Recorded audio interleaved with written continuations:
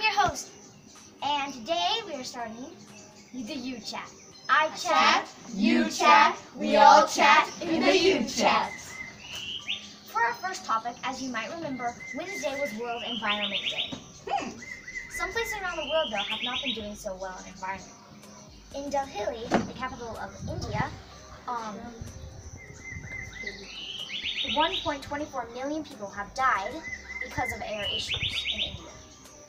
And 0 cases have been registered against the authorities. What do you think of this topic?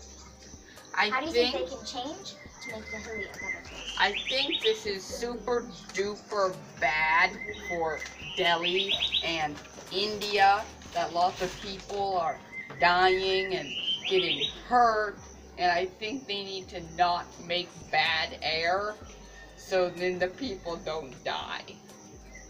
I think India has been struggling with this.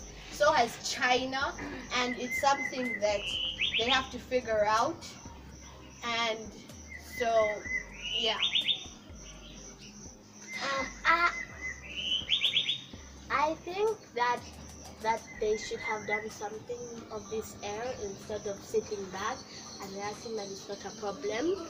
Because if they are not doing something, then they could be the ones getting hurt, and I don't think they would like that. And I think that they should start putting themselves in those people's shoes who are suffering, and they should try to communicate well with them so the bad air will stop. But as a doctor once tweeted, in India, all you have to do is to be accessible to the bad air is breathe. There isn't really some people who are suffering more than others. It's a very large problem. So what do you think they can do to stop it? But if you're rich, you can just shut up inside your house and turn on the air conditioner. If you're poor, living in the slums. Or if you pull a Chinese thing and you put face masks on as you're walking around. Then you can't crank up the air conditioner. Sure. I guess that's a solution for everyone. Or we just get masks for everyone else too, but there's no big solution to this. There's no big solution to this because... Do you think the government can act in some way to prevent so much air pollution? No. Yeah, I think they need a crackdown. They have to put air pollution regulations. They have to manage their factories. But where will all the toxic air go? Yeah. Well, once it's disappeared into the ozone layer, then they have to start what off fresh. happened to the ozone layer? It gets destroyed, obviously. Then what solution is If that? they stop using factories a lot, then it will just disappear and fade away, and the problem will not continue again. But factories might be bad, but they're also good in most cases. Can No, they discover can regulate it. There's been multiple factories that they're trying to. Some people believe that solar power, wind power, and other energy sources may help factories. What do you think of this? Yeah, I think it's really... I think they will help. I think maybe scientists can discover some way to suck the bad air out of the air. Yeah, it's gonna air polluters, like water polluters. Air depolluters. Or getting a big fat sucking machine and then putting it in the air. Well, something else that scientists have been cooking up these days. According to a recent study, when you eat may matter just as much as what you eat for getting, especially in getting diseases like type 2 diabetes. Some diseases the scientists have discovered in recent studies, how when you're eating may be so effective that it could make you more prone to different diseases. New data suggests disrupted body clocks can affect overall health in astonishing ways. What do you think that scientists can do about this now? Well, I think that science is modern technology, such as planes, night shifts, things that people are able to do now that they weren't able to do in history. Are these good things or bad things? What I think that scientists can do is that they can raise awareness about these issues. I think that these night shifts and new technologies are both bad things and good things. They have gains and losses. I do not think, despite there being diseases, I don't think this is something for governments and scientists to make regulations on. Scientists can spread awareness about the dangers of it but when you eat should be a personal family decision. I agree with that, because even if the government tries to set rules, you can't actually control what people do in their privacy. Someone might wake up at 3 a.m. and go for a burger or something, but you won't know that because you're not in their house and you're not in their mind either. So I think it's more of a personal decision. It's definitely something I have known about, and my family has we've never woken up at 12 and ate something big at 12, because we know that it does cause problems with your body clock. Like my someone here said, that it does. I don't think this is something the government can do to stop it, because it's not really their decision what people are eating and when. And I think that this is something, like another fellow colleague said, these people have to fight on their own, and just raising awareness should be the big thing here. Yeah, because like sometimes you just feel hungry and need to eat. Yeah? You just feel hungry and need to eat. So if like it's a family decision and your own decision to decide when you're going to eat and how and what you're going to eat. So scientists can't really do much about it. Especially for kids our age, with their eating schedules are changing. They need to eat more and eat in different times. Continue. How important do you think this is in obesity rates have been rising, and there's more types of diabetes and other cholesterol diseases. Do you think this is directly related to people eating at the wrong times, or do you think it's just what they eat? Because this could be pointing to people saying that, well, people aren't getting these diseases, they aren't getting these heart problems because of what they're eating. They could be eating perfectly healthy stuff, but it's when they're eating. But do you think this is true, or do you think it's still what they're eating that matters most? I don't think you should force someone to eat less I don't think you should force someone to eat less or to eat more, because they're themselves, and you can't force someone to stop eating when they feel like they should eat. And yes, obesity levels are rising, but I think that with a little bit of help, with people surrounding them that they know well, they can maintain their diet by eating something less. But you can't put the government in someone else's issues, because you're butting into their own issues. I think that this is a very important, I don't know if it's completely as important as what you're eating, but it is almost on that level of importance in not getting these diseases. I'm going to reaffirm what I already said, that I don't think this should be regulated, and you should force people to eat at 6, at noon, at 5, because I think what's next? Will people only be able to go to the bathroom at certain times? Well, something else that scientists have been cooking up recently is the Muma translation. This is a Japanese translation device. Many people have reviewed it and given it 5 stars. You can instantly speak in 43 languages. All you have to do is speak into the device, set it to a language, and it will speak that out to whoever you're talking to. Man. Most people think that the idea is very genius, but the cost of this is $178 or 600,071 460 Uganda shillings. Man, these scientists keep cooking. They're cooking up this, they're cooking up that, they're cooking up a feast. I think that this is a very good device that will help a lot of people, but it also costs major moolah. So, I think that if you're really going to travel the world, then you may need this. If you're just like going to go travel a little bit, go on a vacation, then I don't think it's worth the cost. But for people who really travel a lot, I think this will really be a valuable object to obtain, and it'll be worth the hefty price tag. How much?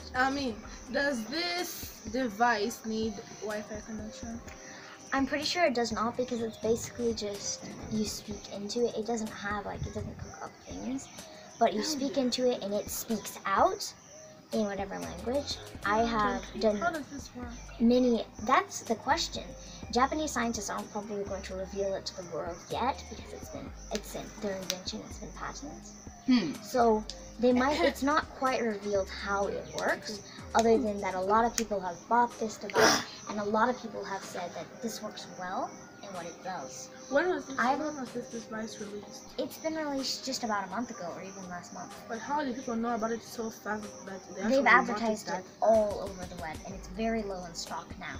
Don't we have a Google Translator for a reason? Yep. But Google Translator is when you have to write in what you say. Or speak in. Or speak in. Or But just this You is need weird a because big hefty it's computer. instant, and it's small enough, it's about as small as my hand. It's small enough to fit into your pocket or even smaller. The phone is like that. And Google Translator fits in the phone. Yeah. But this is different because it's instant, it'll speak out in that language, and it has two-way conversations. You can converse with someone, like I speak something into translator and it speaks it out to that person says something to me and then I hear it, and I say something, and it's a conversation that can keep on going. Whereas Google Translator has a lot more trouble with doing full-scale conversations back and forth, and then I do one language and then it switches to the next language. Well, I think that it is amazing, and since it's just come out, it's probably going to get a bunch of views, but I think that it's hard for people to decide. Like you said, it's only been out for a month. Not as many people as we think have used it, and I think that all things like this have their faults.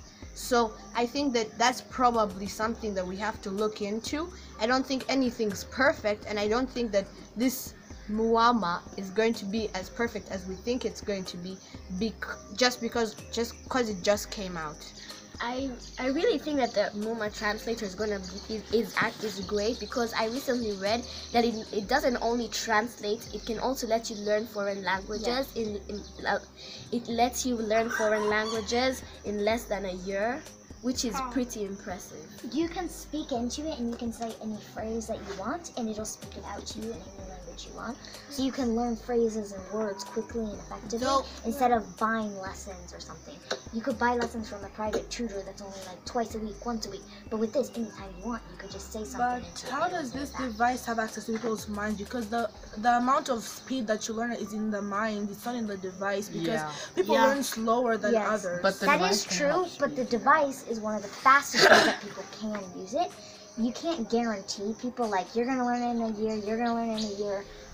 But it was very, very helpful. Many reviewers had also said this is a great way to learn a foreign language. Though many people who can afford traveling enough to need this translator will probably be able to afford a human translator who will be getting money, people who work in the economy, because Muma is going to Japan and to places who are already rich, and I think that human connections mean more to people than speaking into a device. And I think that it's even learning the language, I personally would rather learn from a person than learn from a device, because these human connections matter.